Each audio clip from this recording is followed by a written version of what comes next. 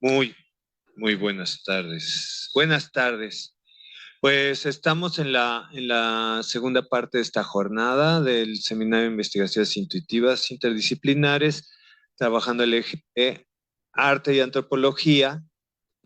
Y bueno, para empezar, básicamente esta mesa girará en torno al concepto de antropología y precisamente esa vinculación que estuvimos trabajando en la construcción de una red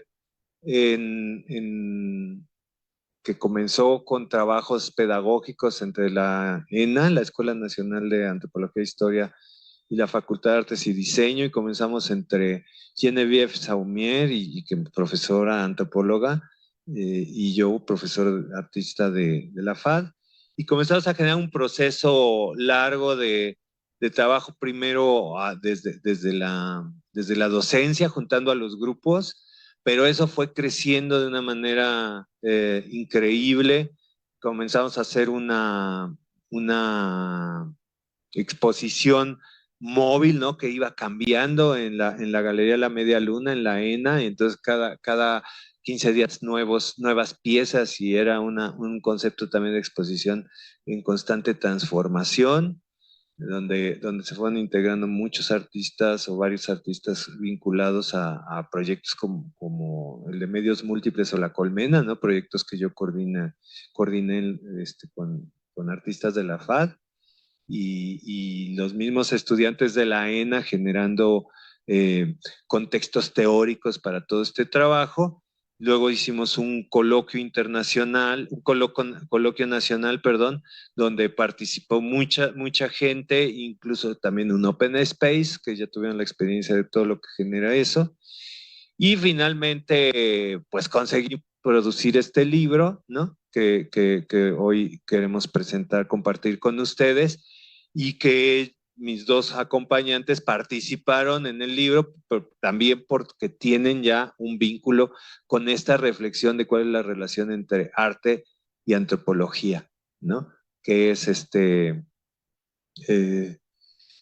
les voy a leer la contraportada porque creo que eso resume, ¿no? Arte y antropología tejen relaciones complejas que resultan del planteamiento autocrítico de las ciencias sociales y del surgimiento de prácticas artísticas que tienden a integrarse al espacio cotidiano y a la vida.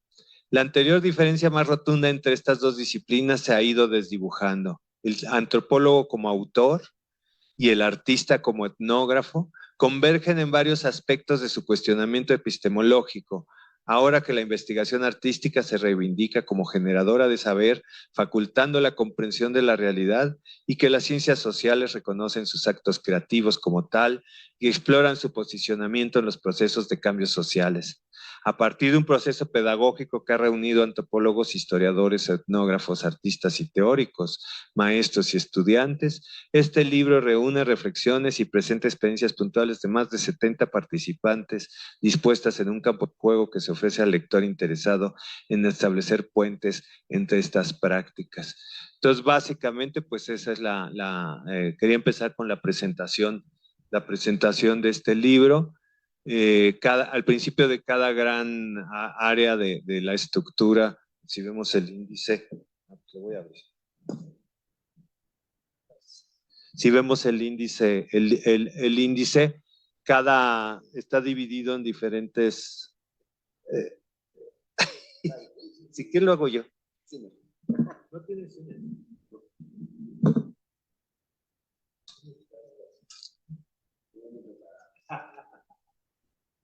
Bueno,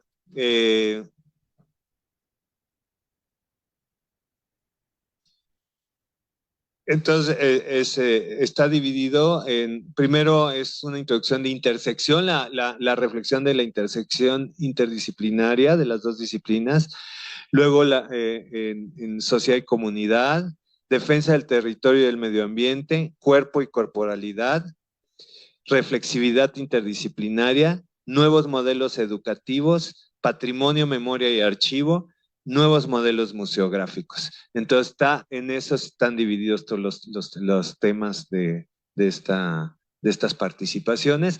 Cada uno de estos grandes temas es abierto con un ensayo visual que algún artista realizó como para meter más esta idea de que no todo tiene que ser como literario escrito, ¿no? Y, y bueno, pues esto es básicamente la presentación del libro. Esto generó una red, ha sido el desarrollo de la construcción de una red donde pues se trata de ir reconociendo quiénes son los artistas que trabajan vinculados a la antropología y los antropólogos vinculados a la reflexión artística. Y bueno, luego estuvimos como planteando construir la Sociedad Mexicana de Antropología, pero justo cuando tenemos ya la convocatoria para reunirnos, pues vino la pandemia y ya no sucedió. Esperamos que podamos retomar ese proyecto en algún momento. Creo que es muy interesante y muy importante el mantener este diálogo fresco. Y bueno, pues esto es lo que yo por mi parte quería presentar hoy. Habla el libro por sí mismo, ¿no? Ya se los compartí. Eh, También para la gente que está en el streaming asistiendo, pues les comento que pueden descargar el PDF del sitio web mediosmúltiples.mx y ahí está con descarga gratuita. Bueno, pues paso a presentar a mis dos compañeros, a mis dos colegas que hoy nos acompañan, vamos a empezar con una presentación de Alfadir Luna, que es un artista, y nos va a presentar, particularmente nos interesa un proyecto que es el del Hombre Maíz, no sé si vaya a presentar más cosas, pero creo que un proyecto muy interesante en la construcción, por la construcción de un mito, de un rito y su relación con comunidad. Alfadir Luna vive y trabaja en la Ciudad de México. Es artista visual interesado en nociones de ironía y misticismo. Desarrolla su trabajo en contexto social específico, valiéndose principalmente de arte, acción y dibujo. Desde el 2013 ha trabajado en el proyecto Ruta Migrante de la compañía Teatro Línea de Sombra, en donde ha estado a cargo del diseño y realización de instalaciones, así como de encuentros, charlas públicas y promoción de programas formativos. Esto concebido como arte-acción, apelando a la dimensión simbólica de necesidades puntuales de albergues para personas migrantes a lo largo de México. Previamente desarrolló su trabajo en contextos sociocomerciales de la Ciudad de México y Santana, California. Su obra ha sido expuesta en diversas plataformas públicas, museos como el Centro de Arte Contemporáneo de Varsovia, el MACO de Monterrey, el Amparo de Puebla, Starfront of Art and Architecture de Nueva York y diversas sedes, la Getty Institute, ha participado en diversas publicaciones y colabora en investigaciones de arte contemporáneo. Cuenta con estudios de estética, arte y violencia, se graduó en artes visuales en la Facultad de Artes y Diseño, lugar donde actualmente es profesor. Bienvenido, Alfa. No sé si vamos así primero él. Sí, para no aburrirnos con los... Ya arráncate tú y cuando ya le vaya a Ignacio, presentamos a Ignacio. Pues bienvenido, Alfa. Muchas gracias. Hola, gracias. Lo que voy a presentar es un proyecto, bueno, es una obra que fue planeada a 10 años. Era un proyecto de arte-acción anual. El resto del año se hacían las gestiones necesarias para lo que vamos a ver. La pandemia hizo que se extendiera a 2021. Fuera 2008, 2018. Es realmente 2019, termina en 2021, de que estoy hablando. El proyecto se llama originalmente Procesión para unir a un hombre de maíz. Esto que están viendo son los cuadernos con los cuales yo hacía anotaciones para gestionar esto. Esto consiste en una procesión que pasaba a través de, en un principio, 10 mercados, después se fueron uno más. Cada mercado tenía una parte de la escultura de un maniquí forrado de granos de maíz. al final de la procesión quedaba completo. Ahí le faltan los bracitos. Pero ahí ya llegó al lugar, entraba en completo y se instalaba en el mercado donde se quedaba un año. Me voy a adelantar una pregunta recurrente. ¿Por qué? O sea, te llegaste y así, ¿no? Yo llevaba trabajando un tiempo en el 2000, desde el 2006 en la central de abastos.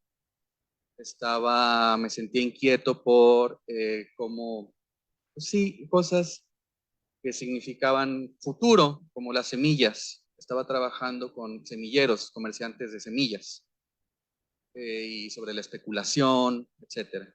En el 2008, el Seminario de Medios Múltiples dio inicio a un programa público de intervenciones en el centro histórico. Fui invitado y dándole vueltas al Zócalo, que lo veía como la central de abastos máxima, magnánima, ¿no? Pues me acordé de dónde había salido la central de abastos, que era de la Merced. Entonces ahí caminé. Y así pregunté y platiqué y qué. Y empecé a platicar unas buenas semanas. Aparecía mucho la palabra unión.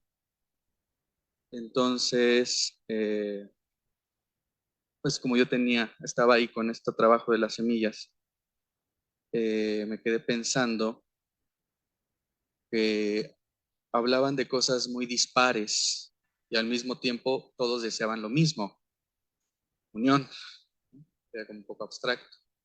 Me quedé pensando que la semilla podría funcionar, ahora lo digo, como un significante abierto. Es decir, yo podía hablar de identidad, genética, indigenismo, política, etcétera, etcétera, a partir de esto.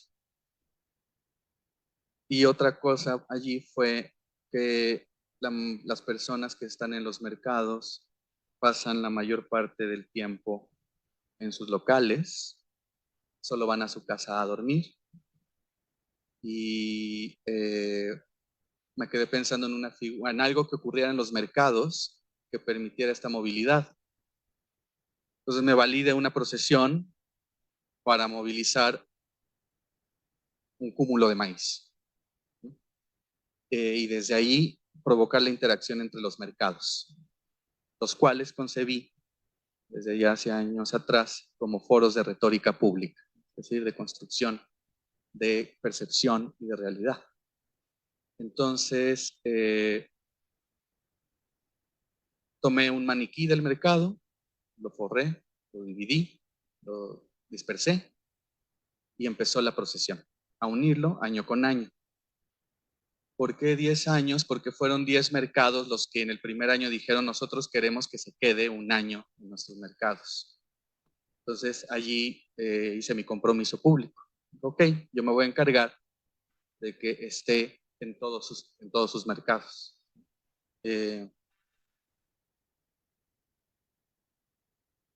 Este objeto, este icono, este señor, este mono, esta cosa, estoy citando a los comerciantes, pues fue recibido de esas muy diversas formas. El señor Monroy, que estamos viendo en pantalla, cada año le encendía los ojos. Es un ritual, no traigo el video, solo son 2 imágenes. Esta precisamente no se ve, pero le acerca una vela a los ojos, le abre los ojos y le sopla en la nariz. Año con año hacía esto. ¿Por qué? Año con año yo lo desgrano y lo vuelvo a hacer. Esto, la dimensión ritual de esta ciclicidad está en que le sale gorgojo. Entonces yo tengo que estarlo limpiando. Actualmente, como les dije, ya terminó la procesión. Cuando digo esto es que la acción anual ya terminó, pero yo sigo a cargo de mantener la escultura, como desde mi oficio de escultor. Entonces, una vez renovado el maíz, iba a la procesión y él le abría los ojos y le daba calor al pecho, le daba vida. Cuando se quedó en el Sonora, él le daba de comer siempre. en 2012, me parece, hubo una réplica en la capilla de Malverde y de la Santa Muerte. Ese no lo hice yo. Apareció. Yo creo que lo vieron en la Merced, porque pasa mucha gente. Y dijeron, sí, tiene que estar. Pero no duró mucho tiempo, solo un par de años. Creo que se dieron cuenta que tenían que hacerlo cada año. Y pues ya no está. Ahora nada más queda Malverde y la Santa Muerte. Pero estuvo ahí un par de años. Y creo que es Moctezuma. No me hagan mucho caso. O Cuauhtémoc, no estoy seguro. Aquí, el barrio de la Candelaria en Coyoacán fue invitado el hombre de maíz al barrio de la Candelaria por solicitud de un mayordomo que estudiaba historia, que decía, hay coincidencias entre la bendición de grano y vio la procesión y dijo, puede visitarnos el hombre de maíz. Yo lo planteé a los comerciantes. Dije, no, se me olvidó algo, decirles, en 2010, para yo poder sostener anualmente esto, fundé una mayordomía. Entonces se le solicitó a la mayordomía que visitara a la Candelaria. Y pues fuimos, y ahí está entrando a la iglesia. Esta foto me encanta porque está diciendo que hubo. Y ahí está entre todos los santos. Casi no se ve, es él.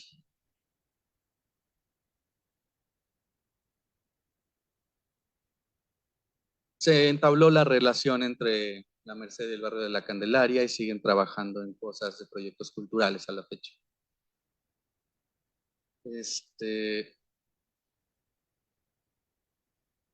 Rápidamente, digamos, quiero eh, decir, el proyecto tiene muchas dimensiones.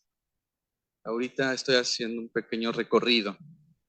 Me detengo en esta de disfraces porque tiene muchos aspectos y facetas y como les decía, para algunos representaba, o sea, había mayordomos, mayordomas que iban a hablar con él.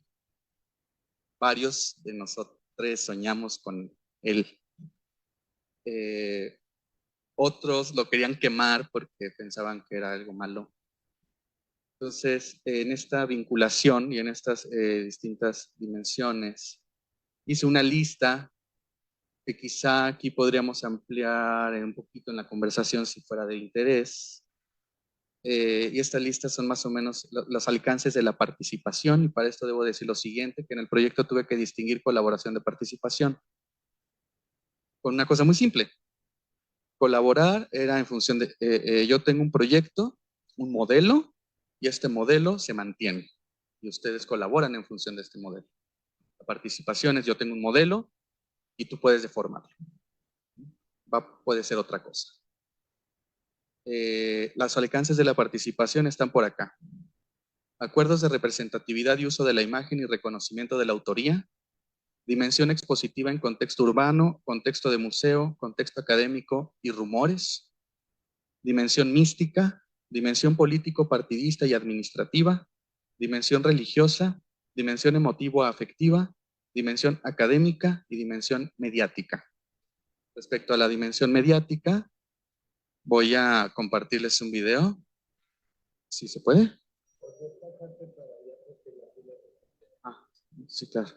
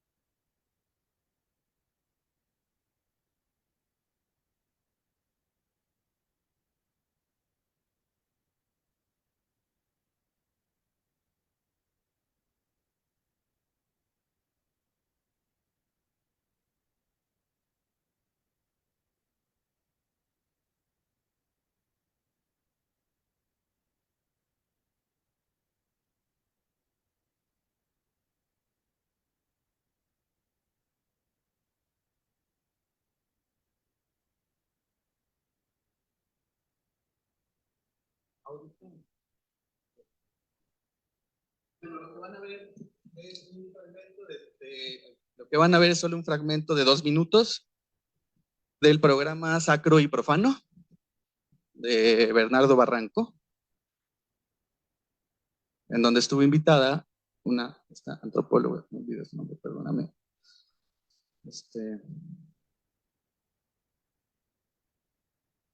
Bueno, un tantito,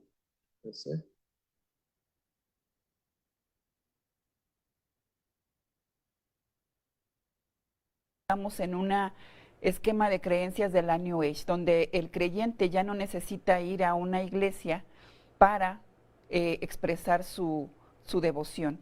Es una especie de pago y demanda para ejercer la creencia. Por ejemplo, así tenemos al Señor del Maíz en el contexto de los 14 mercados del primer cuadro de la ciudad, en el que este santo, al desmembrarse en 14 piezas, cobra vigencia y logra la unificación de estos mercados, logra las ventas, pese a la presencia de múltiples centros comerciales.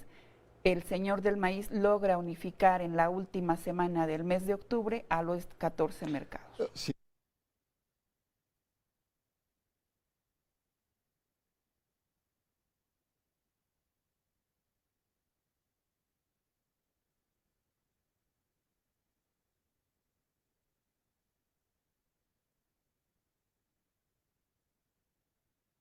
Y bueno, así se sostuvo, se visitó los mercados, salió, fue saliendo un poco más, fue a Tepito, no fue bien recibido en la Lagunilla, parece que corresponde a un santo opuesto al que predomina cruzando eje 1 norte y no lo recibieron bien, entonces se regresó a la Merced, que es representado, corresponde a la Virgen de la Merced con, creo que es Obatalá o algo así, y que está a la vez representado con maíz, y no se lleva bien con el, digamos, el patrono de cruzando eje 1 norte.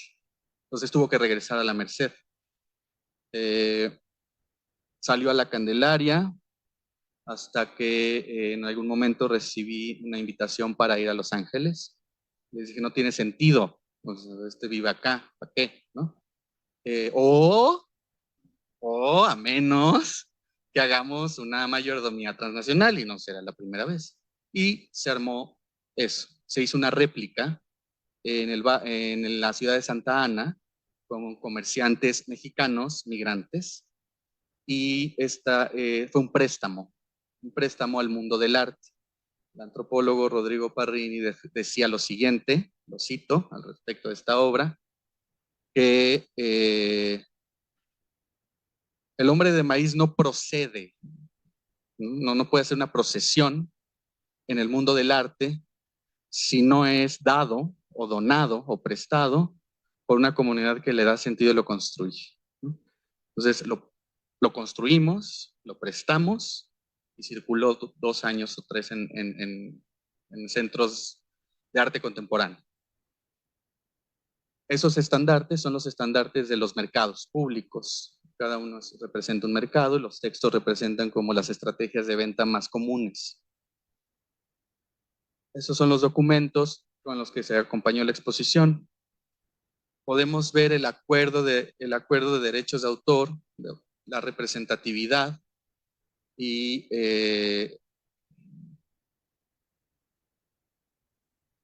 se me está ahorita olvidando por estar pensando en lo que sigue. En fin, les digo rápidamente. Se me reconoce como autor. Tengo derecho de veto en las decisiones de la mayordomía. No puede exponerse ya al hombre de maíz en México. Sí se puede exponer en el extranjero. Si se va a hablar de la procesión del hombre de maíz, yo no puedo hablar de las políticas de los mercados. ¿Ok? Eso, y ya, o sea, ya el hombre de maíz no se expone más en México, en centros de arte contemporáneo. Hay otros detalles que podríamos ahondar. Este es antes de su última procesión, 2021. Estamos ahí preparándonos. Este es el reconocimiento que dio el Congreso de California a la mayordomía, que dice, I join with Congress to recognize your invaluable contribución en la aproximación filosófica y cosmológica del conocimiento compartido y la participación de la comunidad, ¿no? No me hagan mucho caso en mi traducción. Ahí lo están viendo. Claro que tenía una dimensión política, por supuesto, como en México también. Esta es la foto final, desgranada, y con esa imagen terminó la procesión, con ese momento. Quiero compartirles ya para terminar el video de cierre de este proyecto. ¿Dónde están los videos?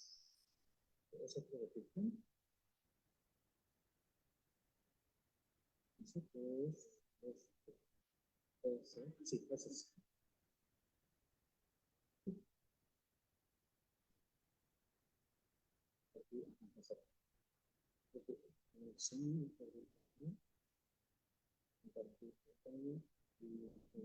es.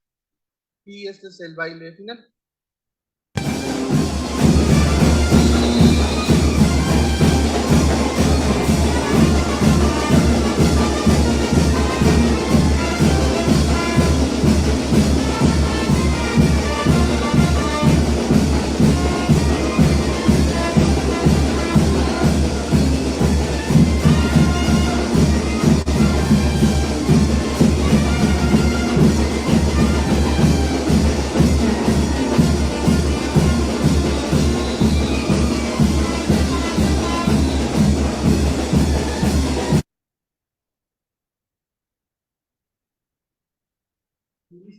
Ya, ese es a grandes rasgos el proyecto de la procesión para unir a un hombre de maíz.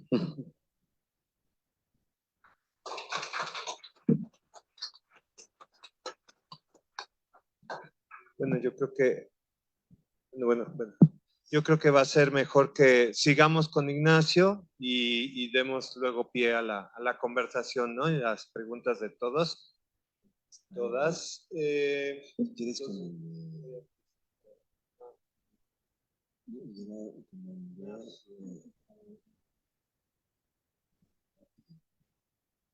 Ignacio Pla, Uruguay, México, etnólogo.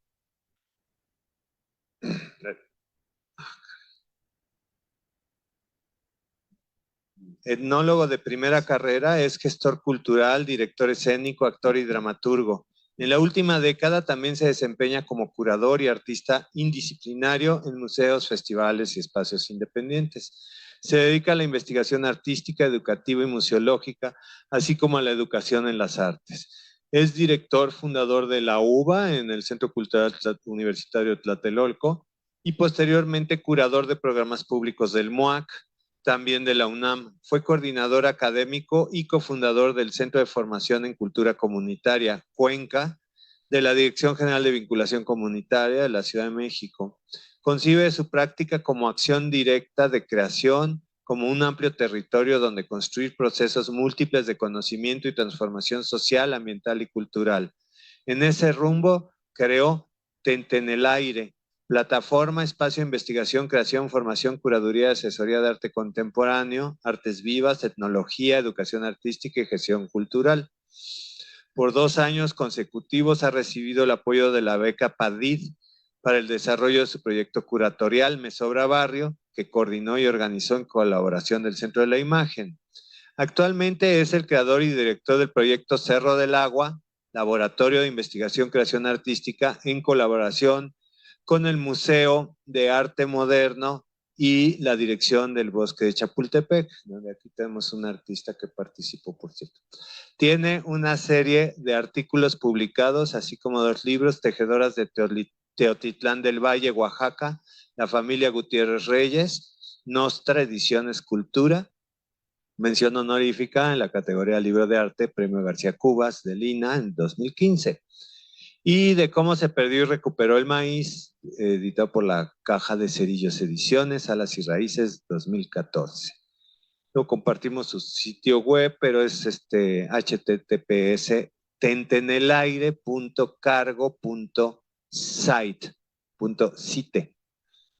Muchas gracias, bienvenido, Ignacio. Gracias, Mónica, gracias, José Miguel.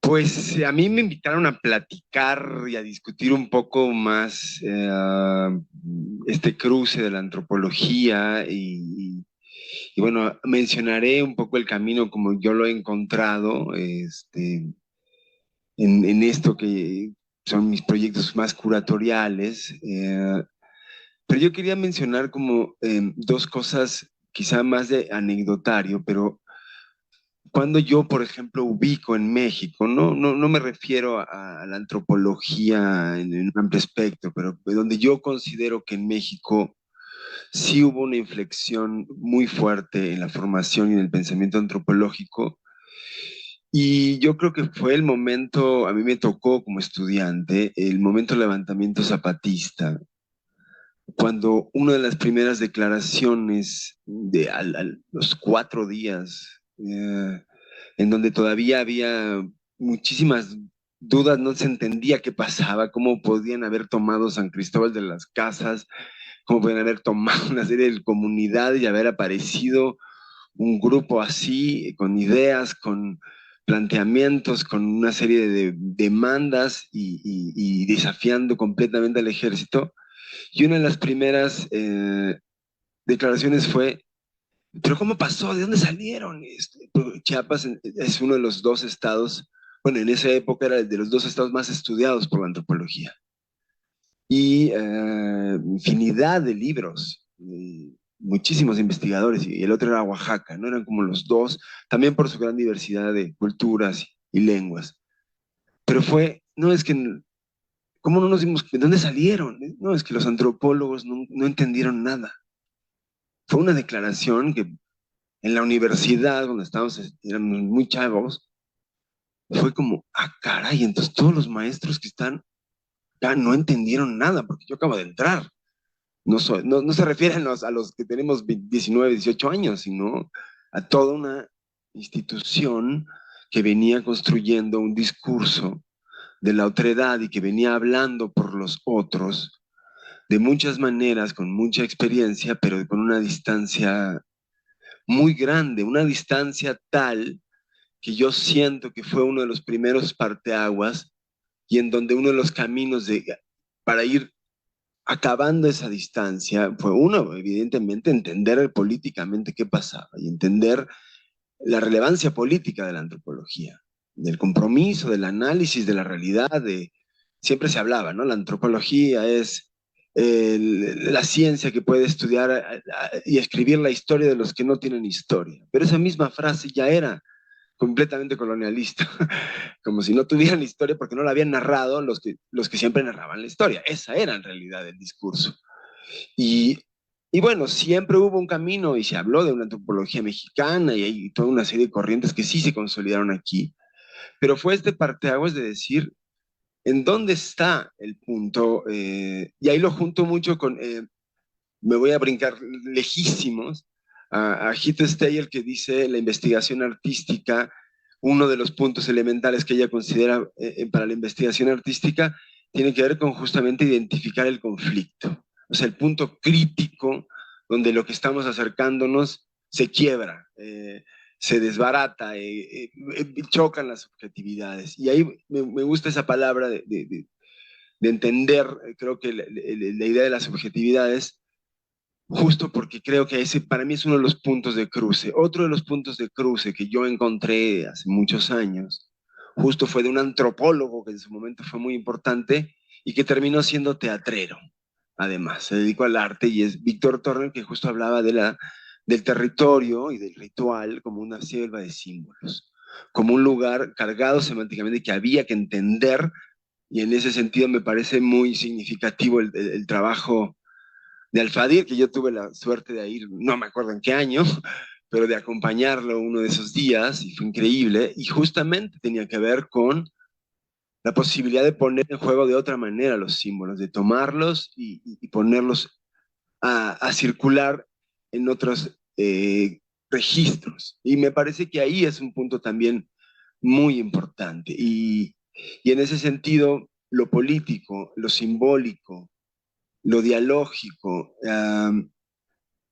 lo subjetivo y lo intersubjetivo son como elementos para mí muy importantes. Y en ese punto yo he encontrado que llevarlos a por ahí mencionaba la que estaba presentando antes, perdóname, que me pareció muy lindo lo que escuché, pero lo escuché la mayoría por el teléfono porque no había llegado, la doctora Chiapa, que decía que justamente había que pensar cómo darle vuelta a los lenguajes y uno de los caminos era revisarse a uno mismo o empezar por uno mismo. Y sí, hubo un viraje de pensarse como autores, pero también entonces como sujetos políticos. Me parece que ese giro fue súper importante para la antropología. Y entonces ahí, donde también se trataba de pensar la antropología de las sensaciones, de lo sutil, creo que ahí el arte tiene muchísimo, ha dicho muchísimo. Y entonces creo que ahí empezó a haber un cruce. Y por lo menos en mi caso fue como me faltaba el lenguaje para hablar de lo que yo quería hablar. Sobre todo me pasó que yo creo, a lo mejor ha cambiado, y sí cambió en la parte escritural de la autoetnografía, pero en mi percepción, por ejemplo, el usar y el reflexionar a partir del cuerpo y del papel de la importancia del cuerpo, todavía se ha tardado muchísimo. Y al grado que en la Escuela Nacional de Antropología, a mí me tocó asistir a la última tesis de doctorado de Antropología del Arte, porque habían cerrado esa línea de investigación en la ENA hace unos años. La última, así, y cerró. Y no hubo más. Entonces, en realidad, este viraje más reciente, yo no sé si que del todo desde la antropología se ha terminado de dar. Me parece que las comunidades indígenas, las organizaciones civiles, le han dado mucho más vuelta que los propios antropólogos. Es una crítica que yo haría a la antropología, porque creo que hay una distancia que no ha superado de estudiarla como un fenómeno cultural y no como un territorio de conocimiento, para mí, como un territorio en sí de conocimiento y de interpretación del mundo.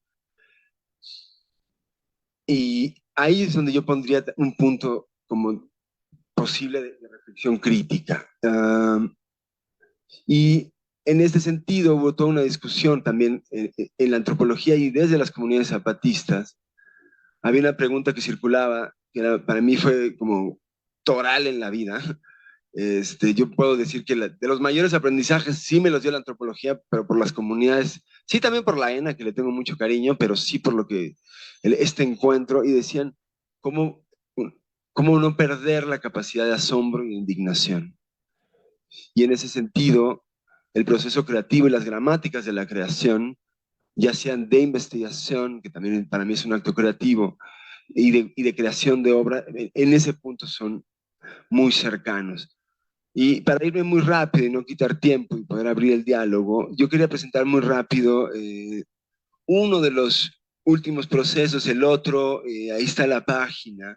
Igual este es justo el artículo que van a encontrar en el libro sobre este proyecto, y que fue plantear un territorio como un territorio que se pudiese explorar de distintos lenguajes, es decir, una especie de laboratorio social y artístico donde el proceso de trabajo era abrir una convocatoria y empezar a trabajar con gente que le interesara desarrollar procesos colaborativos y participativos de creación en diálogo con ciertas comunidades. Siempre estos proyectos, y para mí es como mi gran enemigo, que es el tiempo, como estos procesos sociales en realidad, él lo tiene muy claro y lo hizo durante 12 años, requieren mucho tiempo. Entonces, yo puedo decir que sí, una de las cosas que me autocrítico, me critico es justamente el no poder sostenerlo cuando uno es curador independiente y no es una institución, no es tan fácil hacer ese cruce, porque sí me interesa plantear una cuestión dialógica. Entonces, abrí este proceso que le llamé Me Sobra Barrio, y era un proceso planteado como de desbordamiento de la imagen y de la fotografía, porque se hacía en colaboración con el Centro de la Imagen, en un territorio como el suroeste del centro histórico, que es muy particular, que es una zona donde hay una serie de artesanos, está ¿cómo se llama? El mercado de la Ciudadela, pero también es una zona de captación de mucha migración, hay una serie de organizaciones en defensa de los migrantes, hay una serie de procesos también de las casas de voguing que estuvimos trabajando con ellos, y básicamente lo que yo he planteado es crear un laboratorio de investigación y de trabajo con una serie de gente interesada que le entró con proyectos específicos y desarrollar una propuesta colaborativa de aproximación. Para mí, no es lo que a mí me enseñaron que era la antropología aplicada, porque es una corriente dentro de la antropología, que es justo la antropología que desarrolla procesos sociales y como de trabajo directamente con organizaciones, pero es, no sé si un arte aplicado desde la antropología o una antropología artística aplicada, no sabría bien la definición, no me interesa cerrarla, pero sí pensar que es otra manera también de hacer antropología. Y bueno, básicamente en este caso hicimos 2 años, este es el segundo año, voy a mostrarlo muy rápido, en donde se trabajó con una serie de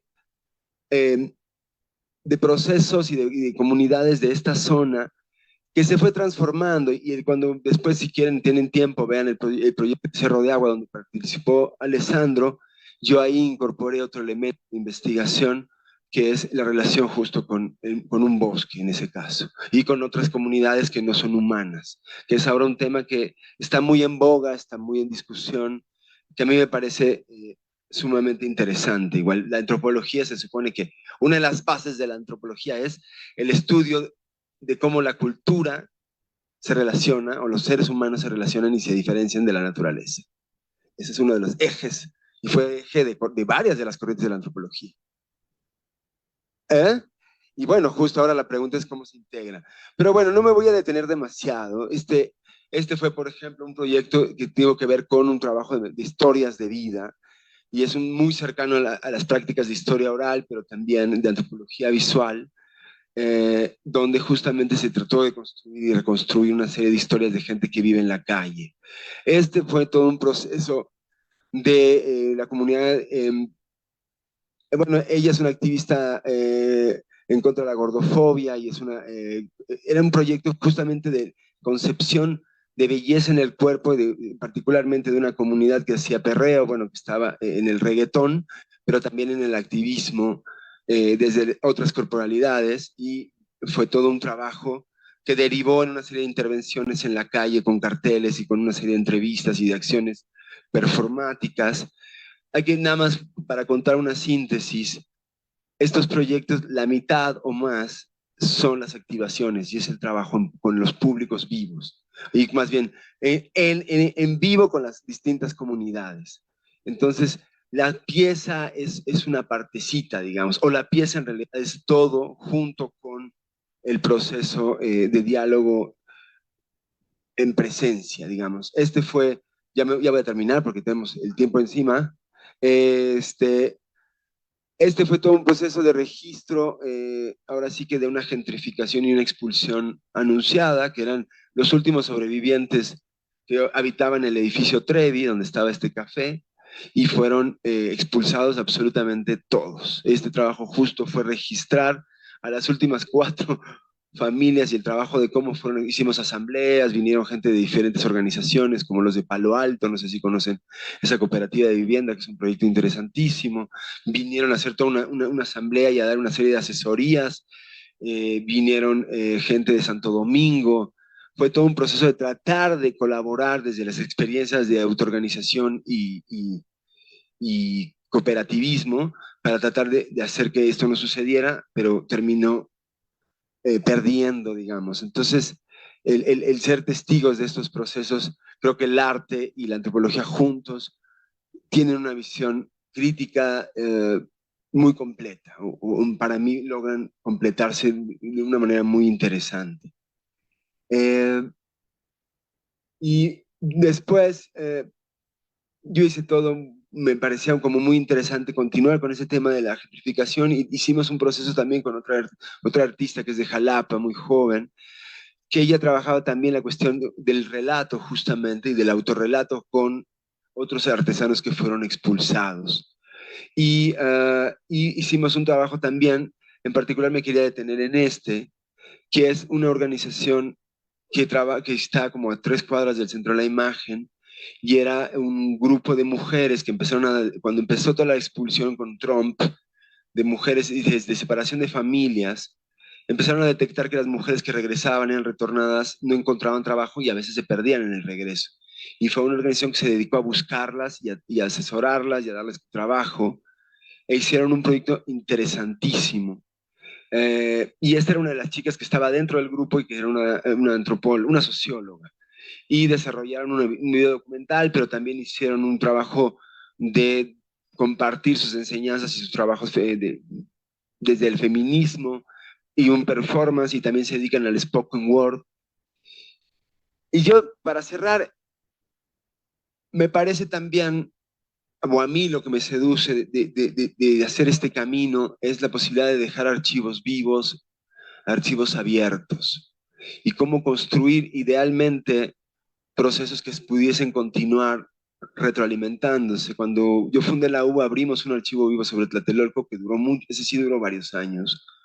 Hicimos un montón de cosas. Y justamente tenía que ver con cómo leer y construir diálogos desde la diferencia, desde las violencias, desde las discriminaciones, desde los espacios tomados, desde las expulsiones, y desde ahí construir nuevos relatos. Y en ese sentido también me parece que ahí hay una discusión importante, ¿no? Que creo que está muy presente en la sesión de hoy, que tiene que ver con esta idea de construir otros relatos. Y en ese sentido, lo que usemos es un medio, ¿no? Yo a veces creo que si de repente recurro a lo escénico, es porque me hace falta para decir lo que quiero. O sea, no es que me case con un lenguaje, y creo que parte de este cruce tiene que ver también con eso, con que las corrientes, por ejemplo, hay toda una corriente en la antropología, que es la antropología de la complejidad, que trata de cruzar y entender cómo se cruzan tantas realidades y tantos lenguajes y tantos niveles de información, y bueno, cómo podemos entonces ofrecer lecturas que detengan de alguna forma la posibilidad de análisis, o que permitan esa posibilidad. Y bueno, no me voy a detener en el otro proyecto, porque sí me colgaría, que es justamente Cerro de Agua, pero lo único que quisiera agregar es que una de las cosas que yo destaco mucho de este proyecto de Cerro de Agua fue incorporar el elemento del tiempo, no solamente del tiempo político, sino de los tiempos que conjugan y que dialogan al mismo tiempo, es decir, los tiempos de la naturaleza, de los ciclos del agua, de los ciclos de la vida, de los ciclos de la migración, de los ciclos rituales, como en realidad, en un contexto específico, están todos operando y funcionando al mismo tiempo. Y dilucidarlos, creo que dilucidar esas relaciones temporales no lo va a poder solo hacer la antropología, no lo va a poder hacer solo el arte, no lo va a poder hacer solo la ciencia, sino justo se necesita de encontrar esos cruces de lecturas, no sé cómo llamarle, de lenguajes que permitan entender esa complejidad y esa relación tan sutil y tan presente. Y pues por ahí lo dejaría para abrir a la conversación.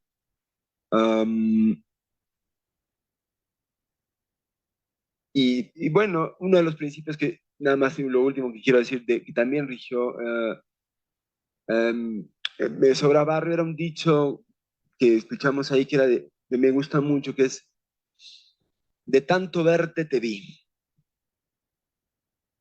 Como de pronto, que es algo que en la antropología se trabaja muchísimo, cómo tomas distancia para poder observar.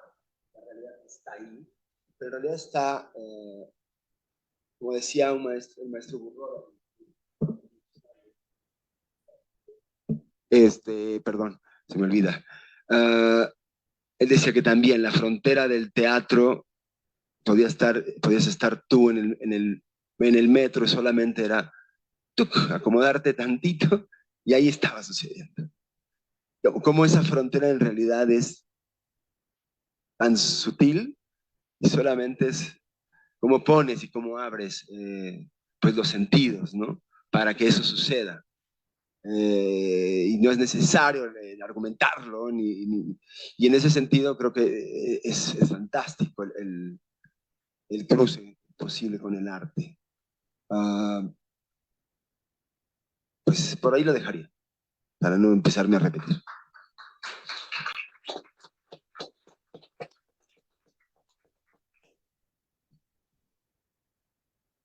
Pues bueno, podemos abrir una ronda de conversación.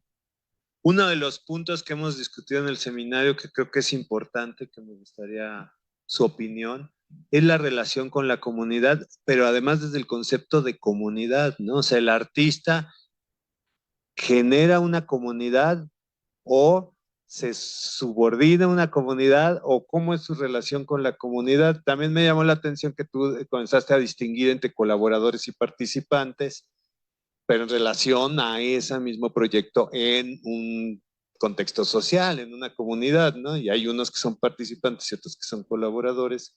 También me gustaría que lo explicaras. Pero creo que me gustaría empezar por ahí, por esa discusión. ¿Qué es la comunidad y cuál es el papel del arte y del artista al hacer un proyecto en las comunidades? Porque ha sido algo como un problema que nos estamos enfrentando en sus proyectos, ¿no? Muchos tienen proyectos en comunidades. A mí me gusta mucho una definición que hizo, bueno, la hicimos en realidad platicando, no sé si la ha replicado en otros lugares, yo la cito mucho. Esta lingüista, escritora fantástica, Mije, que es ahora una figura pública, Yasnaya Aguilar,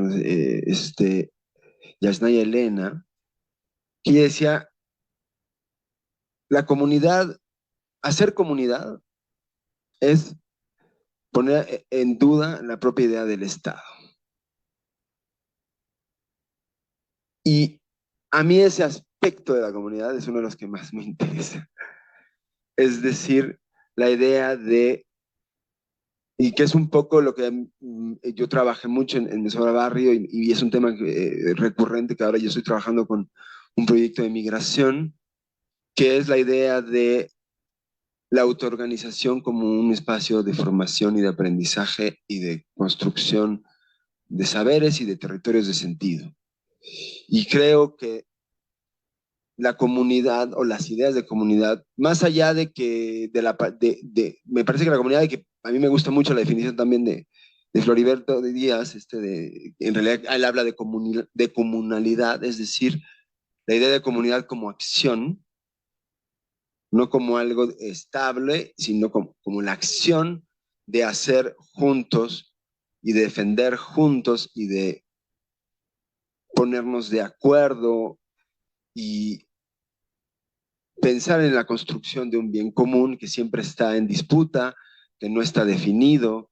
Entonces, en cierto sentido, también la comunidad no está definida, sino que se construye. O sea, sí hay un sentimiento, hay una pertenencia, puedes meter el elemento del lenguaje, de la cultura compartida, pero me parece que también la idea de proyecto de pasado y de proyecto de futuro es importante, es decir, lo que se pueda proyectar juntos, porque no alcanza con tener un objetivo juntos, sino algo que realmente cobre sentido para los que están o se ubican dentro de esa lógica.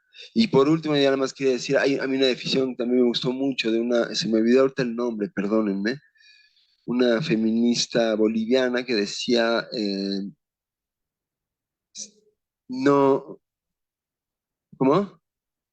Ella, que decía, para mí comunidad es un grupo de gente que se cuida entre ellos, con la idea de todo lo que implica, y se ha aportado mucho a la discusión feminista y toda la práctica de la idea del cuidado y del autocuidado.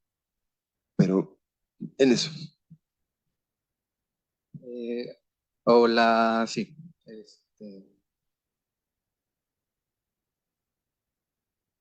En este sentido me identifico mucho con el espíritu del seminario porque me aproximo muy intuitivamente a aquello.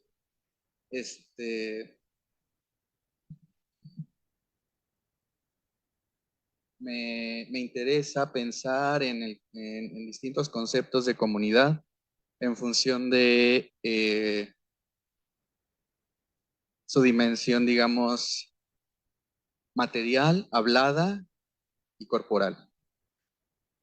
Ya sea urbano, ya sea vestido, ya sea distintas materialidades y sus tecnologías, ya sea por tonos, slang, idiomas, etcétera. Y lo que me he encontrado yo en mi experiencia es, me confunde mucho abstraer el concepto de comunidad y me ha funcionado prestar atención cuando esta palabra surge y surge como el reclamo de alguien, ¿no? Como yo soy de aquí, o este es mi comunidad. Ahora, suena cómodo y lo es, en el sentido de concebir la cosa, pero no es cómodo en el sentido de irse metiendo poco a poco e ir explorando aquello. Entonces, solo quiero una imagen, ¿no? Permítanme una imagen mental. Hablando de este proyecto que acabo de presentar, no es lo mismo si yo primero veo a Doña Lucha y luego veo a Don Juan. No es lo mismo, ¿no? ¿Por qué fuiste primero con Doña Lucha? Y luego con Beto. Bueno, ya ahí está un poco la imagen, ¿vale? Uno va entendiendo estas relaciones y estas lógicas de permítame también un poco el juego formal, poco riguroso, pero que sí tiene algo ahí ilustrativo, el juego de la etimología entre autor, autoridad, autor y autoridad, básicamente, ¿no? Entonces, si pensamos incluso en la mayordomía como un sistema de flujo de autoridades, y la autoría como quien se hace cargo de algo, de una acción, ¿no? Lo que sucede en estos entornos que podemos llamar comunidades es que los sistemas de flujos de autoridad, jajijo, son muy rápidos, o sea, se están moviendo de formas que pueden definirse temporalmente. En este sentido, pues, entiendo así las relaciones de trabajo por eso me presento así un poco en contexto específico social y no tanto como cosa comunitaria, sino intento dar un aspecto un poquito de este tipo. Por ejemplo, lo de trabajar en ciudades de flujo migratorio, ¿no? Como hablar del lugar, o en contextos de comerciales, ¿no? Sociocomerciales, mercados públicos. Ahora, ya con esto cierro, una de las maneras en las que entendía los mercados, para regresarme a lo que ya vimos, es que habían distintos, al menos, tipos de comunidad complejas, que eran las comunidades escriturísticas, las comunidades religiosas, o las formas de comunidad religiosas, la forma de comunidad amorosa, la forma de comunidad comercial y la forma de comunidad mágica. Y ninguna es pura, todas están revueltas. Por ejemplo, para la fiesta de la Virgen de la Merced están integradas las formas de comunidad religiosa con la mágica, con la escriturística, ¿no? Y entonces en estas especies de ecuaciones está Efraín, que es compadre de Yola, ¿no? Pero Efraín Yola es testigo de Jehová, ¿no? Entonces no le va a entrar a esto, pero sí le va a entrar a la otra fiesta. Entonces son esferas que se están intersectando.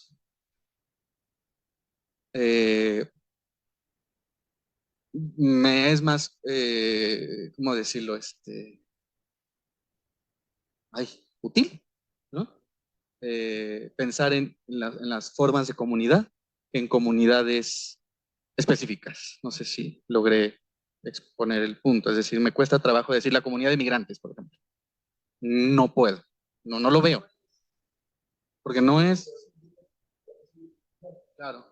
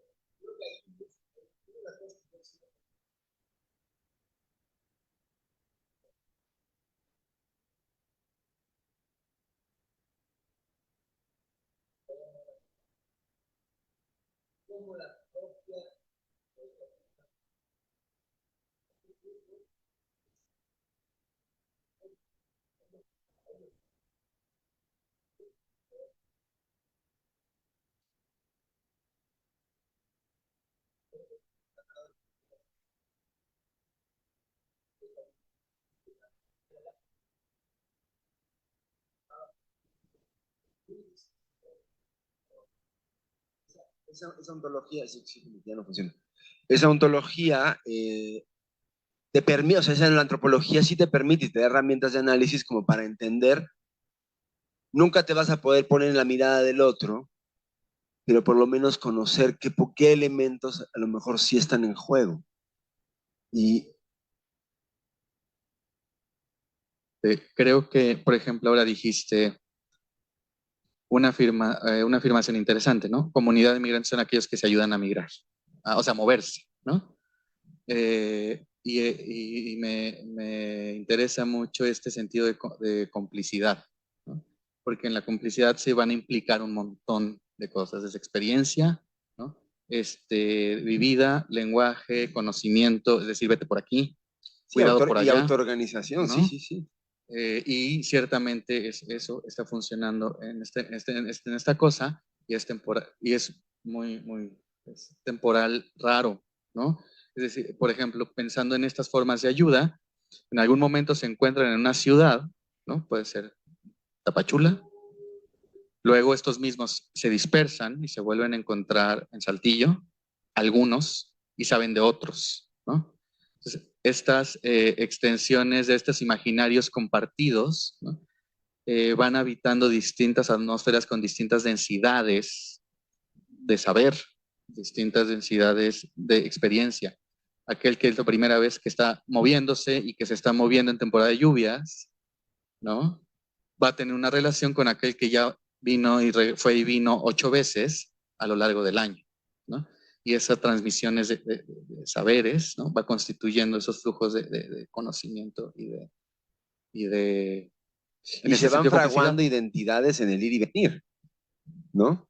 Se van construyendo otro tipo de identidad, ¿no? Y de identificaciones, ¿no? Porque quizá no es, la comunidad no es algo hecho, preestablecido, sino es algo que está en constante construcción, en flujo, ¿no? Comunidad es lo que se va integrando a esa identidad. O sea, no puede haber, no es algo preestablecido, porque en el momento que es preestablecido se vuelve más bien como un sistema de control social que divide más que integrar. Sí, ahí es donde yo, igual suena muy forzado, pero yo insisto en esta idea de Floriberto que dice que es acción, comunidad es acción. Sí. Y yo ahí lo acerco mucho al teatro, el teatro es acción. Entonces, es poner ahí y enaccionar las cosas. Entonces, me parece que también ese tipo de cruces se pueden pensar desde otros lenguajes, desde el arte, ¿no? Desde la experiencia migratoria, eso, como cómo poner en acción implica estar conectado con el otro, hacerse responsable, ocupar el espacio juntos, también tratando de moverse, como decía un director de circo con quien trabaja mucho, decía, ¿cómo hago un arte para moverme, para conmover? ¿No? Y decía, y si lo inviertes para moverme con el otro. Y eso es también la acción de la migración. ¿Cómo le hacemos para movernos juntos con el otro, salir de un lugar de confort, de un lugar horrible, para tratar de estar un poco mejor? sí, estar en común, ¿no? Estar, cómo poner en común, cómo estar en común. Eso es lo que crea la comunidad. Lo que es conforma la comunidad es un estar en común. Sí. Convivir, pero me gustaría pasar un poquito aquí la pelota para el otro lado, porque justamente la sesión pasada estábamos discutiendo los proyectos desde a qué público te diriges, cómo localizas tu trabajo en un contexto social, y estaba esa reflexión. Entonces creo que está muy pertinente ahora mismo pensar si tienen una relación con alguna comunidad o cuál es su concepto de comunidad o qué pregunta tienen o comentario en esta relación, ¿no? Creo que podría ser. Es el momento para continuar la conversación de la sesión pasada. Y ahorita regresamos a la plática entre ustedes. A ver. Hola, pues muchas gracias a todos por sus ponencias y bueno, perdón si mi pregunta llegara a ser un poco como simple o que no llegara a estar bien estructurada, todavía no tengo como bien, bien definido o bien, o igual y ya lo dijeron y perdón si no les puse atención. Y pues bueno, mi pregunta es, bueno, creo que es para todos, porque pues algo que me interesó a lo largo de sus ponencias es, por ejemplo, qué experiencias o qué características reúnen ustedes desde sus perspectivas para hacer el planteamiento de un problema o para definir un problema. Y ustedes, ¿cómo identifican qué es un problema? O igual y ni siquiera es un problema y es otra palabra, ¿no? Entonces, pues eso.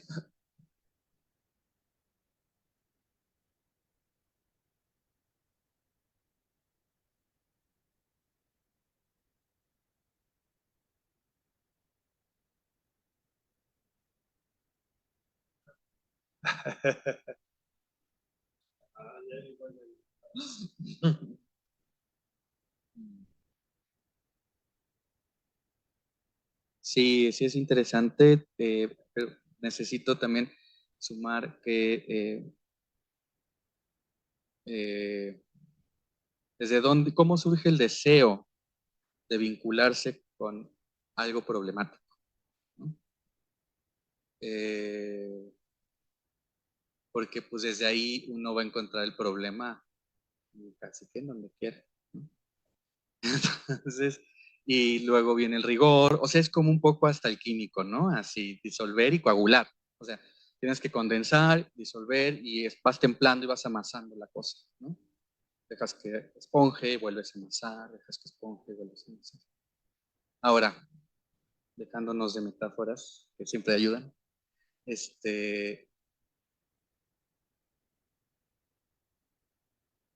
ayuda mucho reconocer la historia de la disciplina desde donde estás trabajando.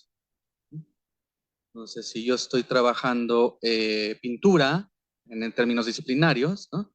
Reviso la historia de la pintura y voy reconociendo problemas de otros pintores y voy viendo, ¿no? Me voy identificando. Pero a veces nos ponemos muy gallitos y somos transdisciplinarios, ¿no? Y pues órale, claro que sí. ¿En dónde están los problemas? Allí, ¿vale?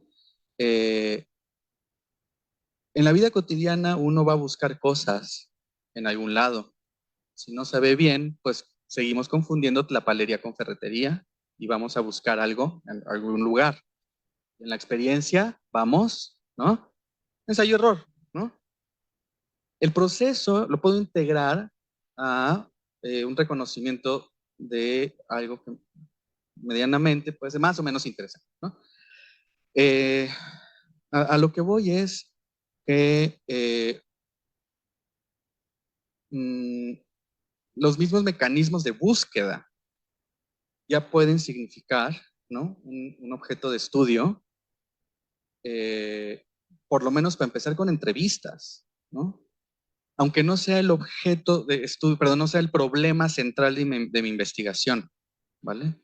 Y creo que los problemas puede ser o que se muevan o que todo sea una ilusión de la percepción y no se muevan, sino uno se está moviendo. O sí, dentro de un rigor de otro tipo, tenemos que, ¿cómo se dice? Hacer prioridades, jerarquizar, ¿no? jerarquizar la cosa bajo algún criterio.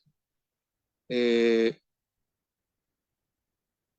estoy diciendo con esto? Que en el contexto de este seminario donde trabajan proyectos de arte transdisciplinario, pues yo pensaría que se puede abordar esta inquietud desde dos lugares, ¿no? Uno intuitivo orgánico y otro académico de tesis, ¿vale? Y no tensar los demás, dejar que se contradigan, ¿vale? Jugarlos y reconocer esas contradicciones y de pronto hacer una relatoría de cómo la cagué, ¿no? Y en ese momento va a aparecer algo. Sí, te cuesta 1,000 pesos. Va a aparecer algo. No puedo decir así en abstracto porque ya como habrán visto, no gusta trabajo a veces abstracto demasiado. ¿Cómo puedes tú distinguir aquello? Pero preguntaste cómo a nosotros mismos nos vemos y ya con esto termino. Pregúntale a mi amigo que es mi maestro, mi tutor, fue mi director de tesis, no le ponía sujeto a las oraciones cuando entra a la facultad, ¿no? Y se va formando uno, ¿no? Y de pronto, ya, o sea, va pasando y los problemas son otros. No, primero era, y las preguntas cambian. Bueno, cuando yo hablaba de conflicto,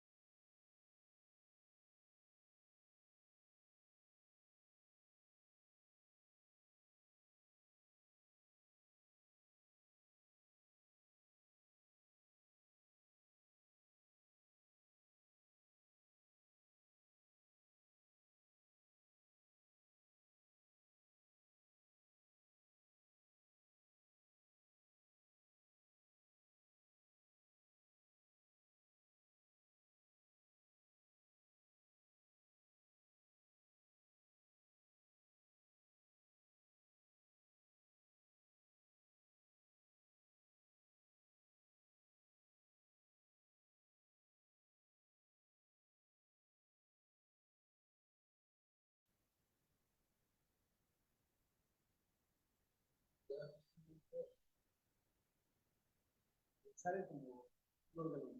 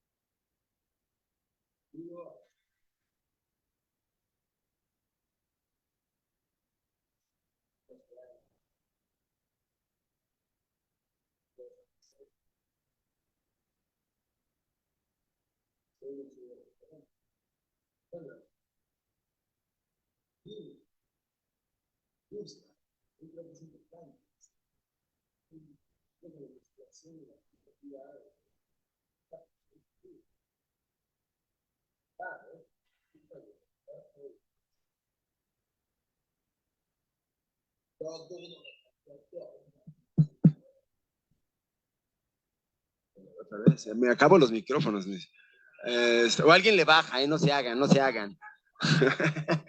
Pues, o sea, y en ese sentido me parece, es una buena pregunta la que hiciste, no tengas dudas. Es una muy buena pregunta, porque también uno se pierde, ahí es tan fácil perderse en esos abismos de la investigación y de la información y aquí sí, pero esto también está bueno, ahí esto también está bueno, ahí esto está bueno, de repente el mundo entero es súper seductor y todo te encanta y te lo quieres comer y bueno, es difícil, ¿no?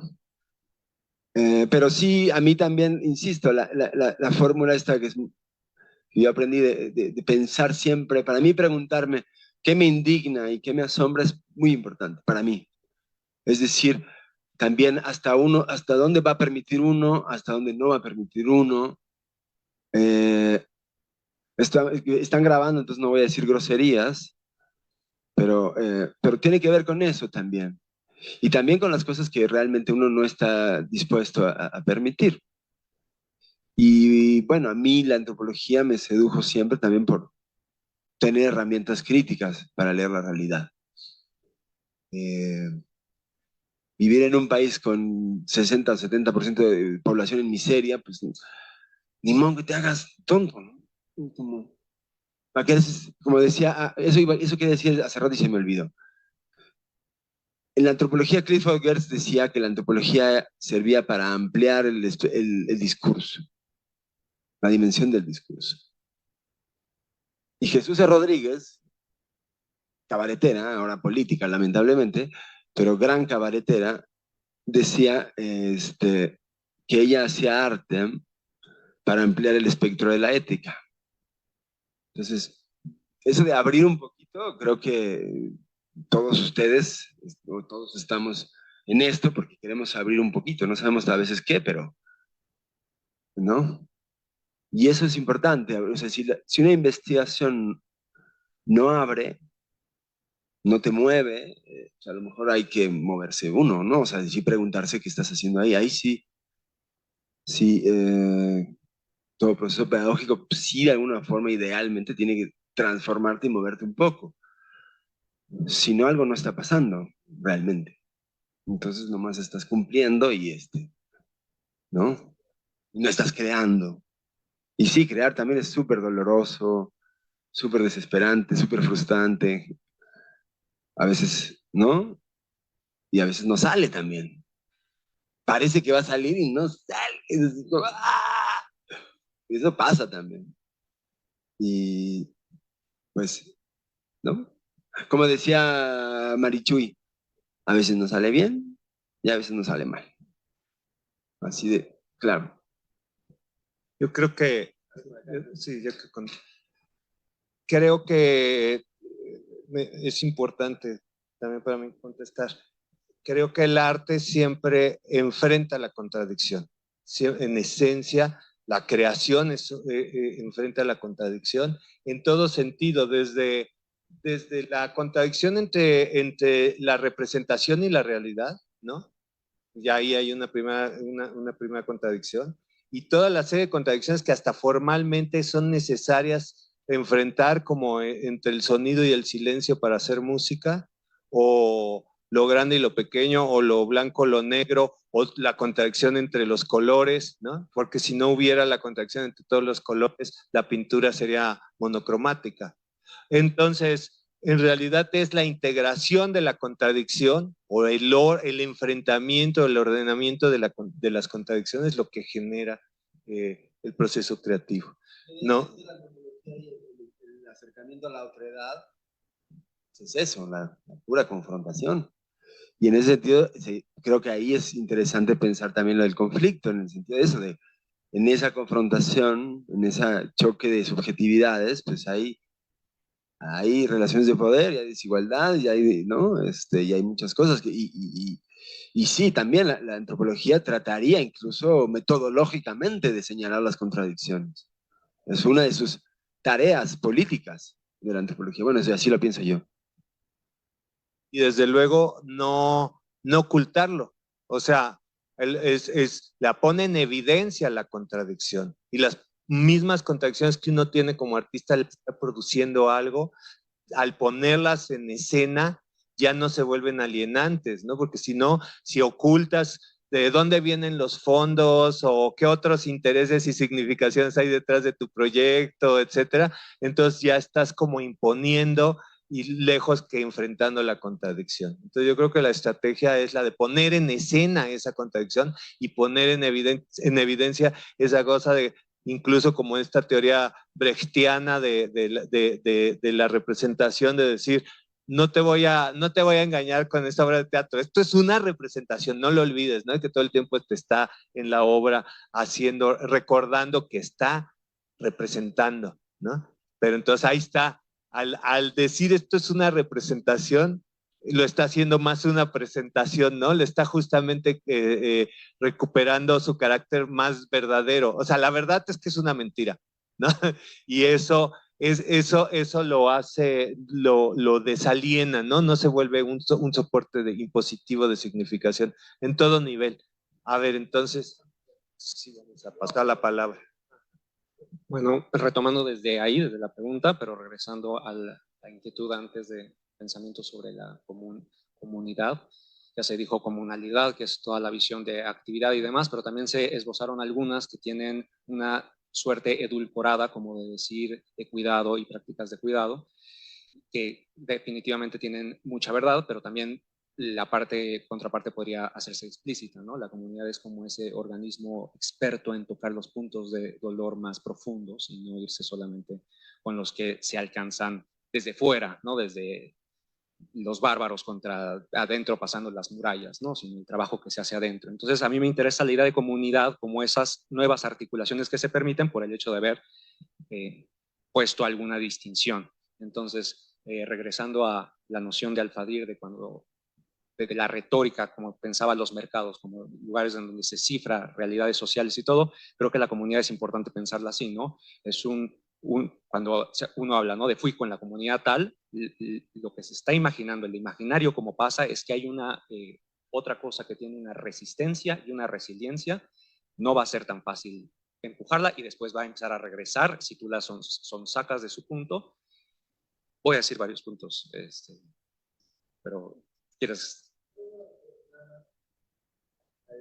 La frase de esta mujer boliviana era todo menos endulcorante, ¿eh? Sí, no. Hablaba de un contexto de ultraviolencia y entonces juntarse a como se pueda para cuidarnos un poquito no tiene nada que ver con endulcorante. Totalmente de acuerdo, pero estamos todos de sino acuerdo con sobrevivencia. una vez definido como la práctica de cuidado y definido como tal, se presta a lecturas edulcorantes, como que es solamente la parte del cuidado. Y no, es una parte donde la sanación, el cuidado, nuevas formas de violentar de diferente, cobran sentido. Yo no estoy peleando eso, por supuesto, esa tiene una lectura muy buena, ya la diste, yo estoy poniendo la contraparte, aprovechándolo de justo cómo se reconoce un conflicto, ¿no? Y ese va a ser siempre el conflicto, los límites del discurso, las posibilidades. Entonces, regresando a estas cosas, que es como una especie de el malestar de la cultura, ¿no? Es la nota psicoanalítica sobre esto, ¿no? La comunidad viéndola desde la sombra, pues es ese sombra del nosotros que hace que muchas cosas no pasen.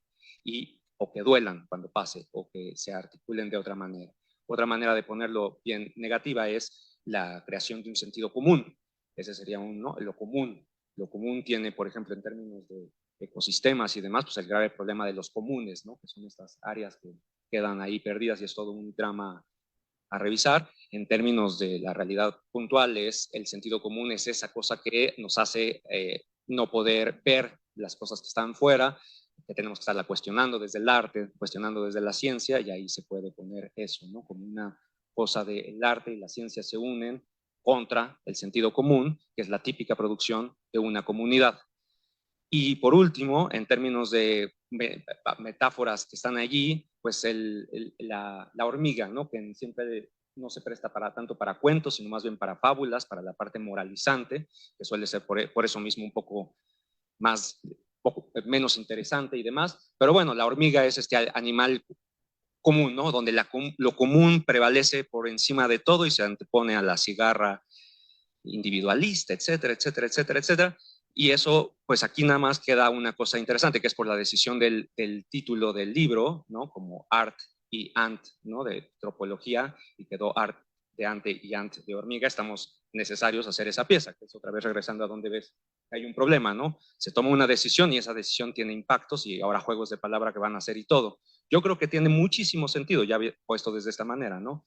Es una pregunta que no se va a poder contestar definitivamente, que cada vez que se le dé, intentar dar una respuesta así muy triunfal, va a venir el problema, el vicio del discurso, como por ejemplo esta definición que se hace para justamente rescatar y mostrar lo importante de la sororidad, otro tipo de fraternalidad, otro tipo de convivencia, nuevamente comunalidad, estar juntos, dicho como una frase de definición y demás, deja demasiadas cosas fuera, cae, ¿no? Prácticas de cuidado, un discurso que viene en fama desde las tecnologías del yo de Foucault, y aquí más bien sería interesante hablar de las tecnologías del nosotros. Y nuevamente la hormiga funciona para pensar tecnologías del nosotros. Y bueno, eso. Sí, yo nada más quería otro punto de cruce entre el arte y la antropología, y creo que es un punto que comparten muy peligroso.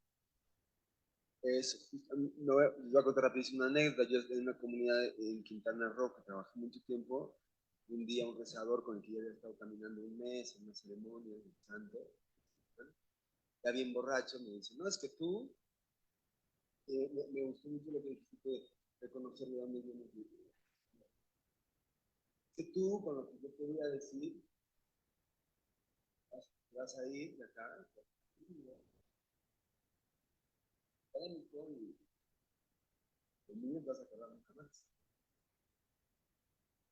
Historia de la antropología. Que también es una típica historia del arte. Eso es que algunas personas se acercan a comunidades y en realidad aparentemente las hacen con ellos, las cosas, pero las están usando, ¿no? Terminan también incluso hablando por la comunidad, y están en los mismos errores que trae la antropología, ¿no? Y también en esta idea de la idealización, comunidades conflicto. Justo es negociación, es acción, porque va a estar recomendando el tiempo. Tengo un problema con eso como de la apropiación de las representaciones de las comunidades, ¿no? Tanto como para llevarlo a la esfera de lo artístico, ¿no? Como para exponerlo y decir, yo como artista estoy representando a esta comunidad, cuando no se muestra la contradicción bueno, tal vez eres parte de la comunidad y entonces valdría, ¿no? Pero tal vez no, tal vez tú eres un agente externo y tiene que quedar clarísimo la manera y la contradicción de cómo estás tú acercándote a esa comunidad y el proceso y cómo hay una contradicción entre el yo y el ellos y el nosotros, ¿no? Por el otro lado, los científicos, antropólogos tradicionales, pues, o sea, el etnógrafo sí llega como por arriba, ¿no? Con una distancia absoluta y pretende encontrar una verdad, ¿no? Una verdad una verdad etnográfica, ¿no? Así son, al meterlo dentro de un sistema de representación, o sea, todo es como juegos de representación, ¿no? Lo metes al juego de representación del arte contemporáneo o al juego de representación de la etnografía. Y ahí la cosa es de qué manera los artistas, cómo nos vinculamos como sujetos desde el yo con el nosotros y con el ellos y cómo ponerlo claramente en escena para no apropiarse de la representación ni enunciarse uno como poseedor de la verdad, ¿no? Es que Relativizarlo. En esa posición de las verdades está el otro gran riesgo, que es muy común, y es, si no me acuerdo la autora, es una autora inglesa que analiza la Whitechapel en Londres, y habla del riesgo de los evangelismos estéticos. El arte es sanador, es lo bueno, es mal, hacerlo sentir bien, por per se, pues, sin tomar en cuenta todas estas cosas que críticos, transparentes, entender las relaciones que deben militarlas, plantearse desde ahí, porque eso es fundamental, si no también se cae en la otra, que es eso. Yo traigo, que también yo traigo el conocimiento para ayudarte a solucionar ese problema que tienes que tener. Claro. Yo creo que a mí el arte cae a veces en eso, a través de mi arte, yo voy a hacer que ustedes. Eso también es un gran. Y ahí nos tropezamos todos muchísimo. Sí, así, arranca. También quiero referirme a la metáfora que usa de hormigas y cigarras el compañero en relación al nombre, porque antropología finalmente pues son los artrópodos, son las arañas que tejen redes, y no somos ni hormigas ni cigarras, somos arañas tejiendo redes. Y las hormigas son los que le ayudan a robar el maíz a los hombres, así que no solamente son... Pero vamos a pasar la palabra antes, como todavía tenemos 10 minutos más antes de cerrar, para que no se quede. A ver. Hola. Era para Alfadir. Yo vengo de la disciplina de la conservación-restauración y hay trabajo con comunidades. Entonces me pregunto, bueno, en primera por curiosidad, ¿cómo es que se funda una mayordomía o cómo lo hiciste tú en este caso? Y en segundo lugar, lo que observo es que año con año el hombre maíz cambia de piel y de color.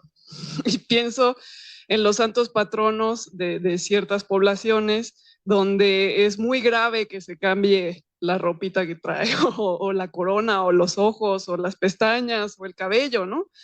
Entonces, ¿cómo fue eso recibido o si fue de origen o en la concepción pensado así? Porque por su naturaleza material va a tender a un deterioro, ¿no? A una plaga, pues. Entonces, en ese aspecto nada más es mi duda, ¿cómo fue recibido ese cambio de piel que es implícito de la materialidad?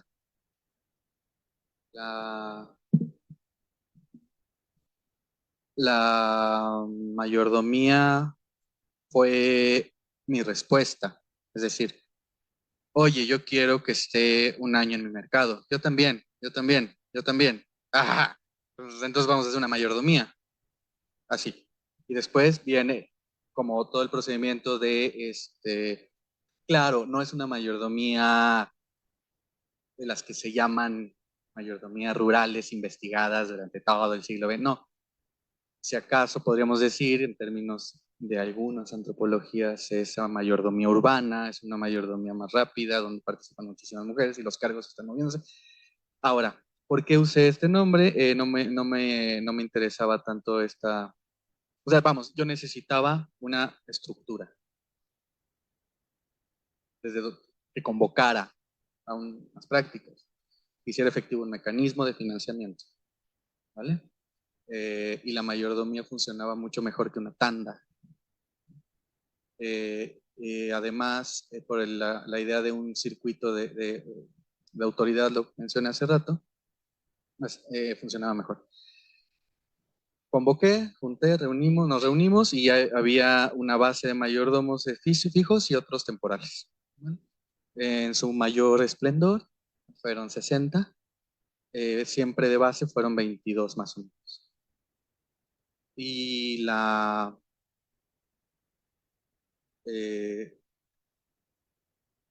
piel. Claro, sí surgió la cosa de ¿por qué no le ponemos la capa de resina y entonces ya queda así, ¿verdad? Allí yo influí mucho como, ahí sí no permití eso como autor, permití muchas otras cosas, pero esas no, porque pues les dije que estábamos en cápsula, o sea que no, o sea, íbamos a matar a la cosa, o sea, ya ni gorgojo iban a hacer de aquello, ¿no? Solo iba a ser, o sea, sí iba a ser completamente imagen, ¿no? Entonces, yo prefería la tensión entre una imagen que le salen gorgojos y se destruye y se tiene que hacer nuevamente, y por supuesto que tenía una complicidad con esto de hacerlo cada año. Entonces, la procesión se hacía el primer martes de la primera luna creciente de octubre, ¿vale?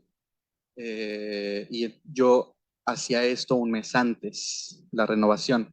Entonces, el hombre de maíz desaparecía del mercado, estaba el vacío para su regreso. Entonces, no interesaba la definitividad, porque entonces iba a ir hacia el cuidado de la imagen y no a su restitución, o no a su reconstrucción constante. ¿Sí? ¿Puede ser? ¿Una cofradía? ¿De dónde eres? Cofradía puede ser, ¿no? Sí. Un sistema de cargos que cuidan una imagen religiosa. Un grupo de personas que cuidan. Ajá. Tiene que ver con el financiamiento, o sea, en la casa del santo, el santo es el patrón, o la santa es la patrona, ¿no? Y nosotros somos los mayordomos que tenemos que hacernos cargos de que su fiesta sea impecable. Y solo sirvo a esa patrona, no a esta.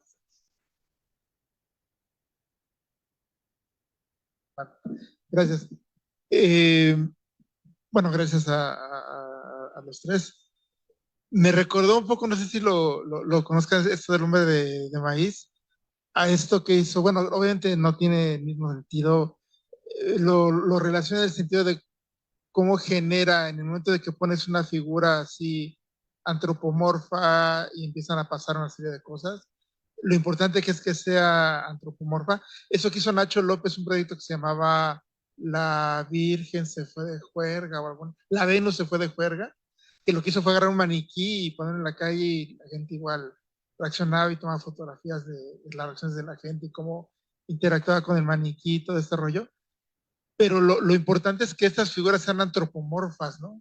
Porque de no serlo, igual hasta la reacción que tendríamos y todo sería distinta y se manejaría distinto, ¿no? Ahora también está súper padre esta cuestión de, pues de que le crezca el gorgojo, porque pues también le da una identidad como de un ente orgánico, ¿no? Como de un espacio en donde pues también puede dar lugar a vida y no es esta cosa fría, estéril, ¿no? De un material lejísimo, que eso está bien, ¿no? Y respecto a lo de Me Sobra Barrio, me tocó conocer a algunos de los que participaron ahí en este rollo y todo. Hay un fotógrafo igual documental muy famoso que se le atribuye la frase Robert Capa de esto de si tus fotos no son lo suficientemente buenas es porque no están lo suficientemente cerca, ¿no?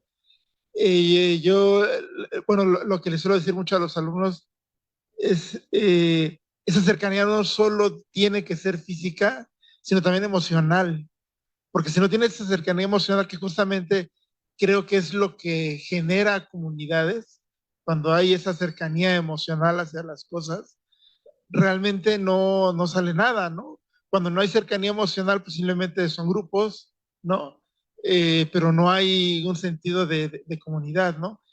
Ese tipo de ejercicios, ese tipo de proyectos como el de Me Sobra Barrio, pues justamente al generar esas interacciones y si se producen de una feliz manera, pues acaba la cámara siendo un objeto invisible, acaba siendo una cosa y ya no se vuelve un filtro o un artefacto intermedio, sino que lo importante siempre, bueno, a lo que quiero llegar es ese diálogo que necesariamente se tendría que formar o idealmente se tendría que formar entre uno autor y obra o grupo o lo que fuera, ¿no?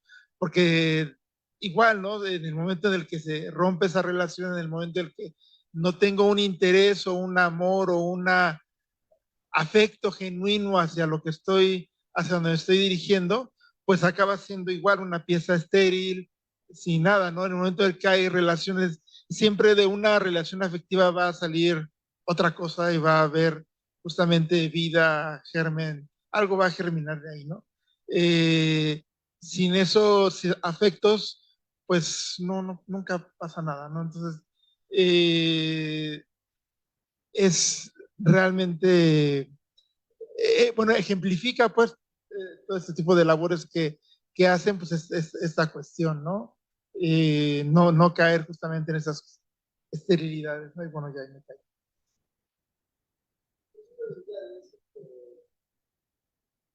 Es que creo que el tratar de trabajar con comunidades, grupos, pues lo más importante es el proceso, no las piezas. Y creo que el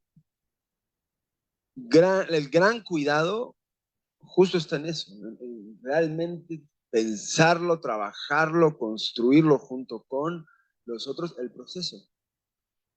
Ahí es donde puede haber saqueo, extractivismo, violencia, abuso, en el proceso mismo. Y donde pueden darse cosas increíbles, más allá de si sale o no la foto, o si sale o no la pieza. Lo importante también es también esta idea, ¿no? Del arte como un creador de relaciones sociales,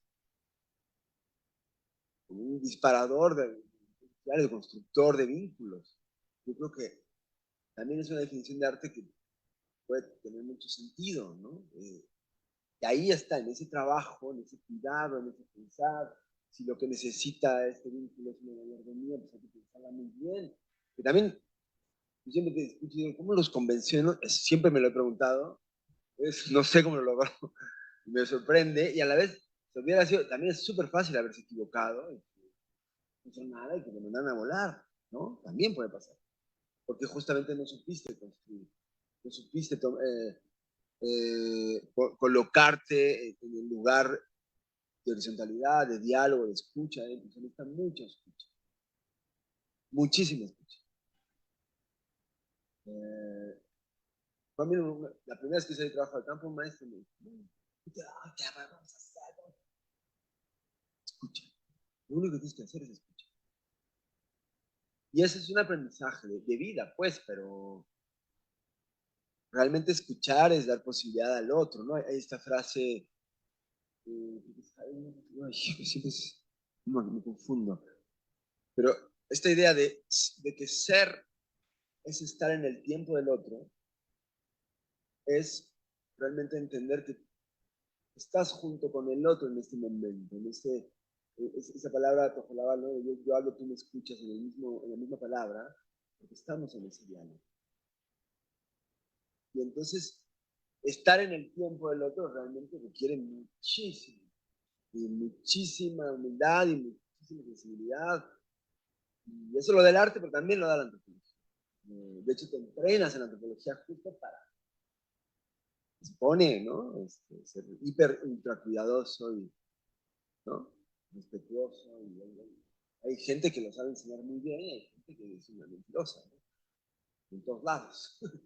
Pero creo que la decisión de tratar de estar en el tiempo del otro es casi el principio también incluso de lo religioso, de muchos principios, ¿no? Es realmente permitirte moverte con el otro y ser, ¿no? O sea, no, es lo que decían, ¿no?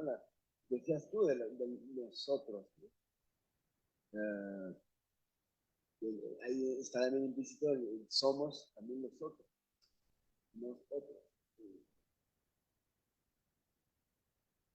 Y eso suena bonito, puede sonar cursi. Yo siempre digo que soy cursi, es otro tema, pero en realidad es realmente ético. Es una postura ética. No te lo preguntas todo el tiempo.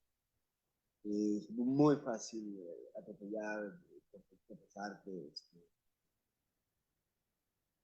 ¿No? Y eso sí es una pregunta muy importante, constante. Yo creo que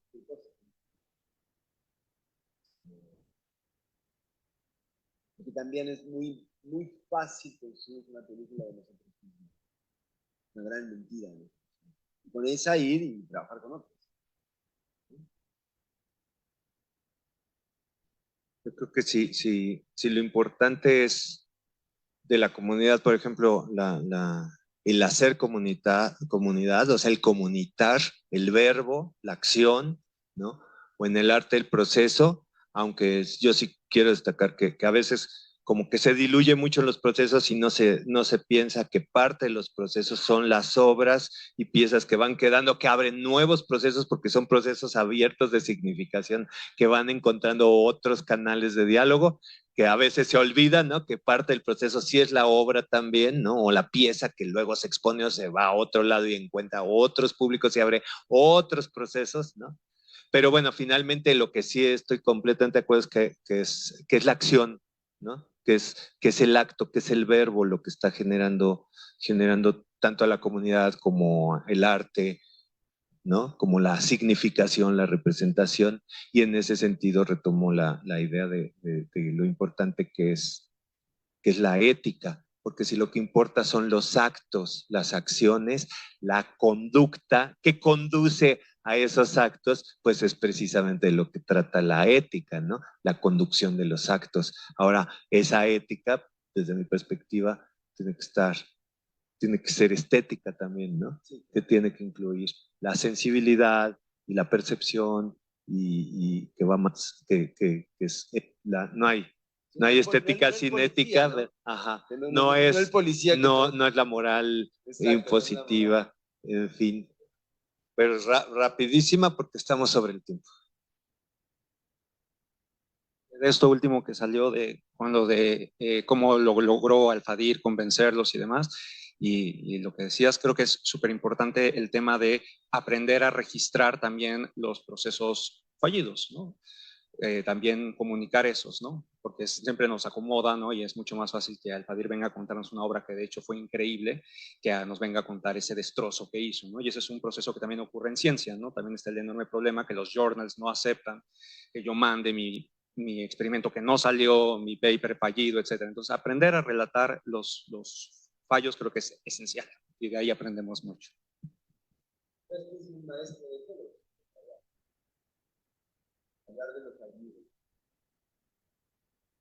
Dice Henry Miller, y ya lo hemos dicho en este seminario, parte de la metodología del arte es ensayo y error. En realidad, el arte funciona a través del ensayo y el error. Hemos visto muchos errores aquí. Los hemos revisado, pero con mucho gusto, ¿no? Es algo que te permite la creación, justamente. Bueno, pues creo que tenemos que cerrar, porque ya se cierra. Invitamos a todos a la conferencia de la maestra Mónica Mieva, aquí al ladito en la feria del libro de... Chao, nos vemos. Pues muchas gracias, hasta el viernes.